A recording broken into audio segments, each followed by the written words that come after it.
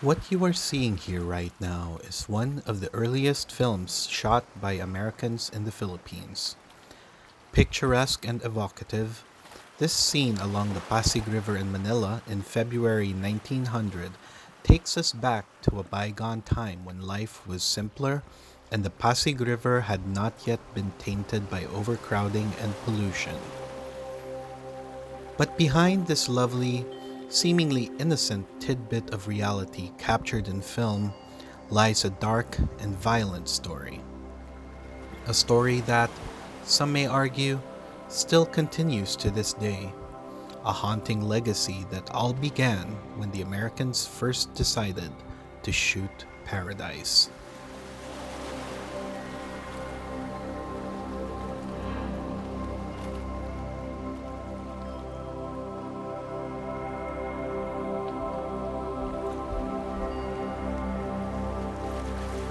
Today we will be looking at some choice reels from the archives of the US Library of Congress.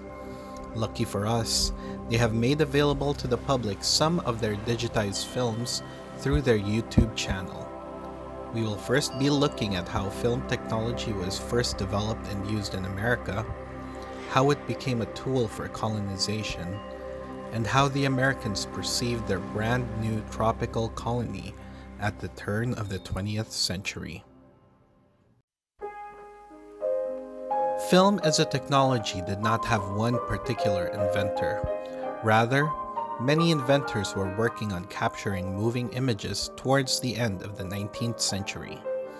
Film actually first came to the Philippines as early as 1897, when a Spaniard named Perchera showcased his French-made Gaumont chronophotograph in his salon in Escolta, Manila.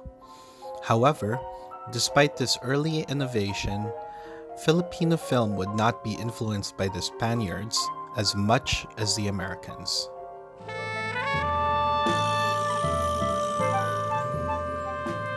In America, their champion film pioneer was no other than Thomas Alva Edison, whose company first made films available for public screening. These early films were usually no more than a minute long and depicted various scenes from real life. These actualities were usually shown before theatrical performances or vaudeville shows, as enticing novelties to drive people into theaters. So very early on, films were made for a mass audience and were marketed to appeal to whatever the audiences wanted to see during that time.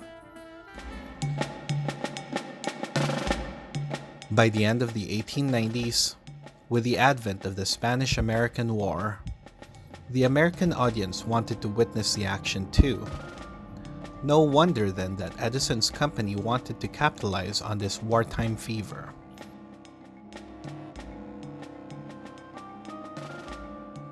On May 25, 1898, they shot these troop ships sailing out of San Francisco to go to Manila.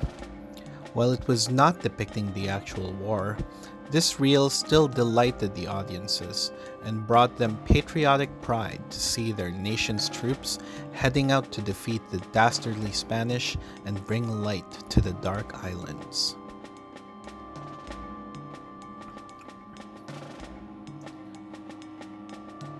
During that time, it was very difficult and downright dangerous to transport fragile and expensive film equipment across the ocean into a war zone.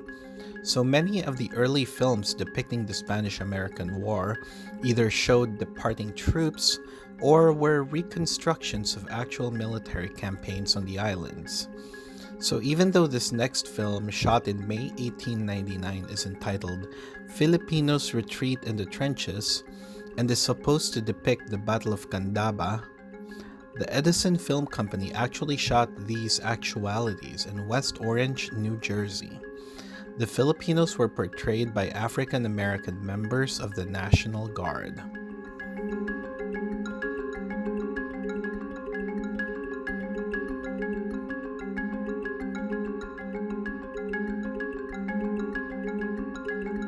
Even though this was not as much reality as a reconstruction or representation of it, American audiences consumed this as if it were actual war footage. As Filipino film historian Nick de Ocampo notes, with the cries of imperialism ringing in the air, these films showed far-flung territories and gave a face to far-away enemies, thus drawing audiences to vaudeville houses to watch them. Films that depicted the defeat of America's enemies, in this instance, Filipino revolutionaries still defying US colonization, aroused patriotic responses from the predominantly white, male audiences.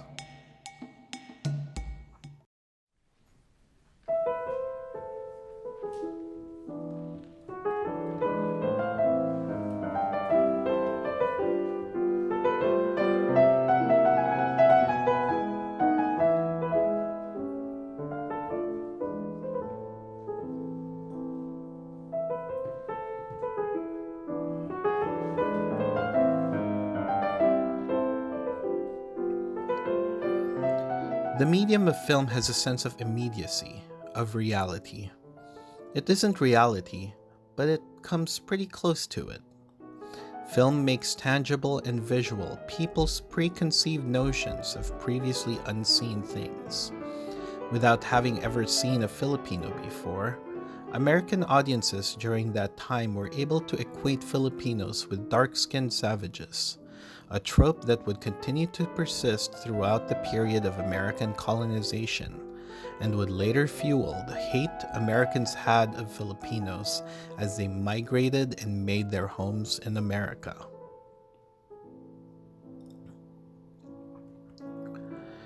Take this film, for instance, entitled The Advance of Kansas Volunteers at Caloocan.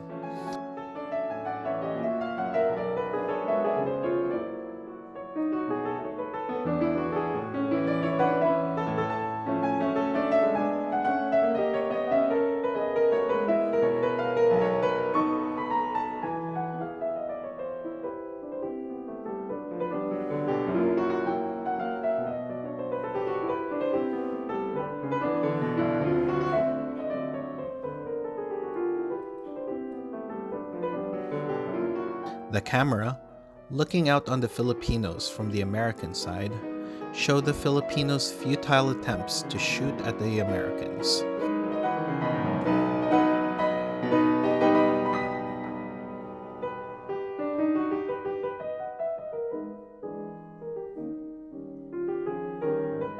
In fact, it is the Americans, both with their guns and with their cameras, shooting at the Filipinos, advancing upon their territory until they completely disappear from the screen.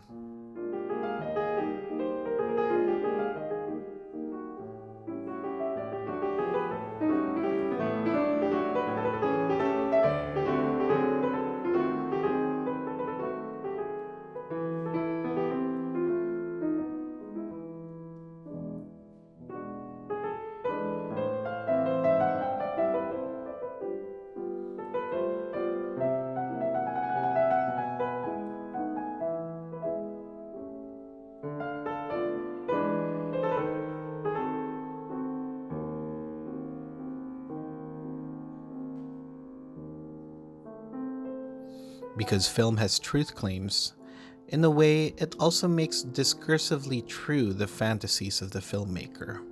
Because the violent savage has been eradicated on the screen, American audiences are led to believe that the Filipino insurrection has indeed been quelled.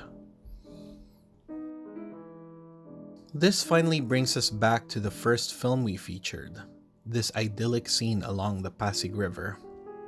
After finally pacifying Manila, it was safe enough for non-soldiers such as filmmakers to arrive in Manila. This one, shot by Raymond Ackerman for the American Mutoscope and Biograph Company, is entitled Aguinaldo's Navy. Even though this wasn't really Aguinaldo's Navy, but more like the usual river traffic of Filipino civilians on a usual day, the way the film was framed showed the military insignificance of the Filipinos, especially of Aguinaldo, who seemed, for the Americans at least, to have surrendered all too easily. When compared with the earlier depiction of American military might, this film all the more justified America's conquest of the Philippines in order to bring the light of civilization to these paradise islands.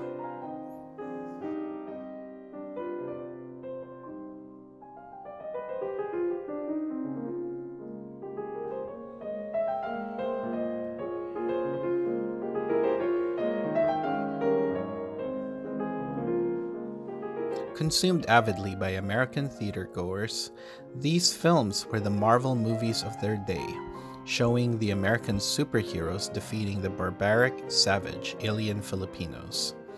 These heroes are still commemorated until today in places such as Seattle's own Volunteer Park, which even has a plaque dedicating the park to the brave volunteers of the Spanish-American War.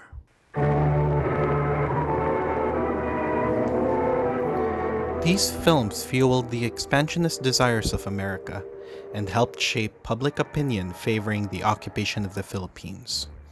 Not long after the pacification of the lowlands of Luzon and Visayas, the Americans expanded to the highlands of northern Luzon and the previously unconquered island of Mindanao.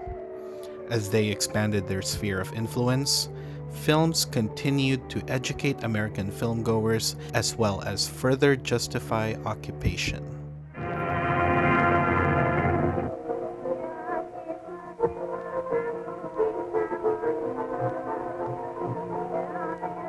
Soon, the violent imagery of early cinema gives way to a new kind of fantasy. The Pacific Islands, having been domesticated and pacified, cleared of the violent savage, replaces it with an image of the hospitable primitive. The South Seas genre is adapted to the Filipino context.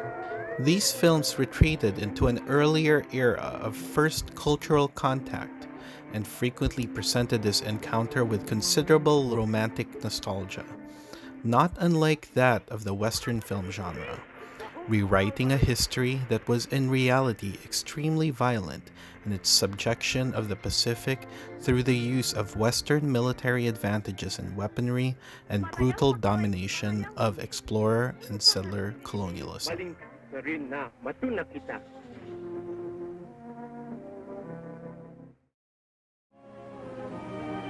7,500 miles from the coast of California lies the group of 7,100 islands forming the Philippine archipelago under the protectorate of the United States government.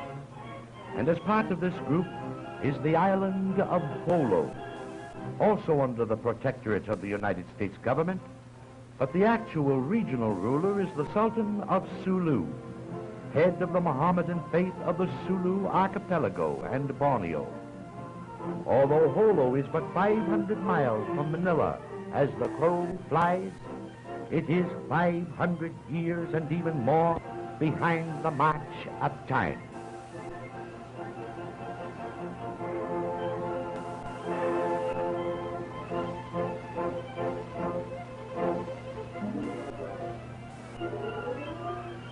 The Chinese pier, built on the fever-infested mudflats, and the squalid, odious nipa shacks of the native Moro seemed hardly the background for romance. The Moro has refused the advances of civilization, and although living under the American flag, spurns its protection. He is never without his deadly barong, boro, or kris, long, broad, razor-edged blades of Damascus steel, forged in their blacksmith shops, just as they were centuries ago.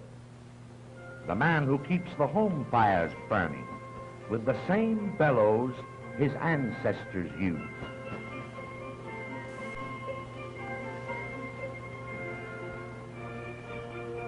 And here's a keen fellow. He puts a fine edge on the whole business. See the point?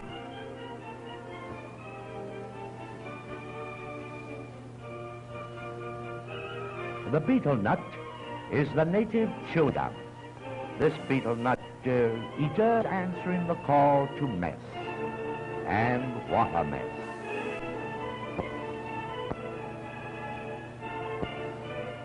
the Great White Way of Holo.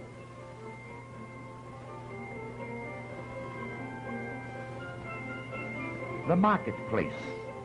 A native drove us in, and the smell of stale fish drove us out.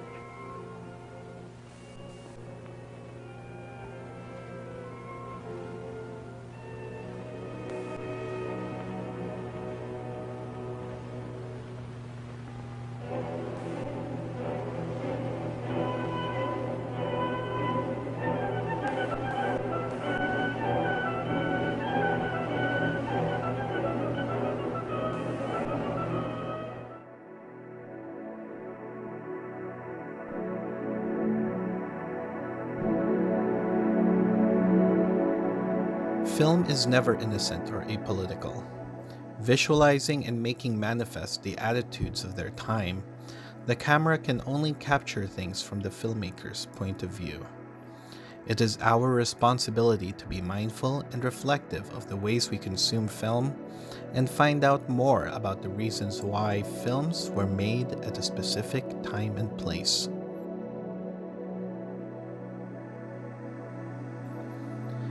If this presentation piqued your interest at all, I invite you to explore more of the Library of Congress's YouTube channel.